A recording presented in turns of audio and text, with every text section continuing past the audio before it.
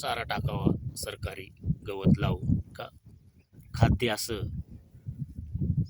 जंगलानं रानानं पारंपरिक पद्धती जुन्या पद्धतीने चारावं.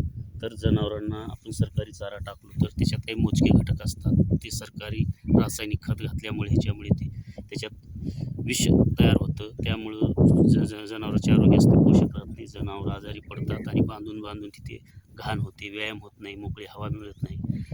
त्याच्यामुळे जनावरं बिमार पडतात आणि विषाणू जीवाणू म्हणजे ह्या आजाराचं प्रमाण वाढतं. त्यासाठी पारंपरिक पद्धतीचं जे जसं ओरडो अर्पजित आपण पिढ्यानपिढ्या मोफत विविध प्रकार आणि काही मोजके चारे लावले तर त्या चाऱ्यात तेवढं हे नाही, सुबाबळ असेल काही इतर गवत असेल, हे अनेक प्रकारच्या वनस्पती मिळतात, अनेक प्रकारचा चारा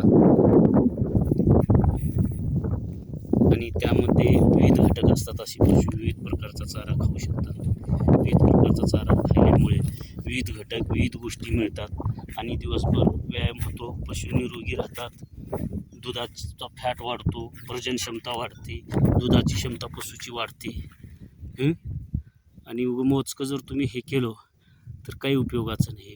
पक्षी बघा कसे बसले, ते जनावर सोडल्या म्हणजे गाई आणि बळंक्या म्हणतो हे दोस्ताचा वडिलाचा आवाज ऐकल्याबरोबर भरपूर थवा येतो.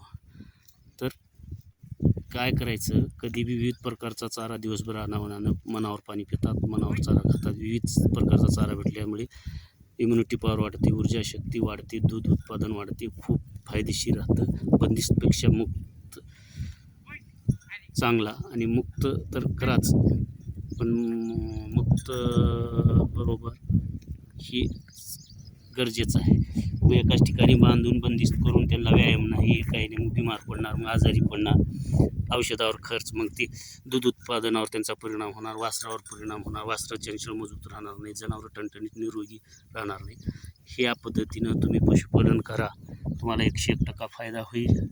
मुक्तसंचार गोठा असावा. मी कालच्या व्हिडिओमध्ये मुक्तसंचार गोठ्याबद्दल सांगितलं.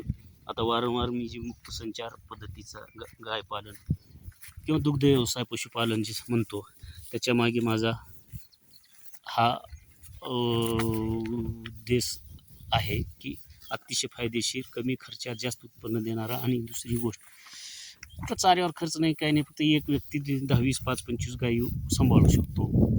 आणि शेणखत तर आहेच, दिवसभर मनावर पाणी पितात.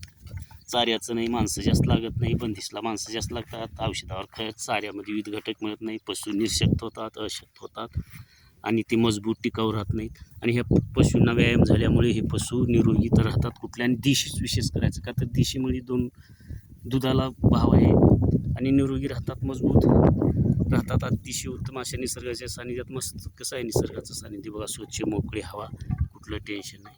अशा पद्धतीने करावं, खूप फायदेशीर आहे. आणि शेतीकडे तरुणांनी वळावं, मुक्त संचार पद्धतीचाच करावं. बंदिस्त करून, बंदिस्त हा आत्तापर्यंत मोजकेच आहेत, जास्तीत जास्त लोक बंदिस्तमध्ये यशस्वी नाहीत.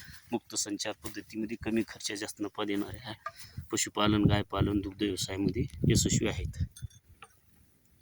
तर अशा पद्धतीने करा. आता जास्त त्याच्या वातावरणानुसार, भौगोलिक परिस्थितीनुसार, आता हे आमचे डोंगरी दुर्मिळ नसलच्या देशी गाई जाती आहेत.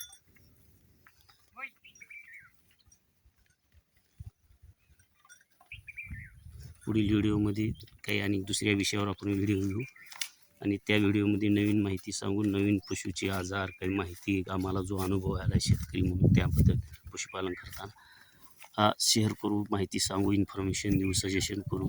हा व्हिडिओ आवडल्यास शेअर करा, चॅनलला सबस्क्राईब करा. व्हिडिओ जास्तीत जास्त पशुपालकापर्यंत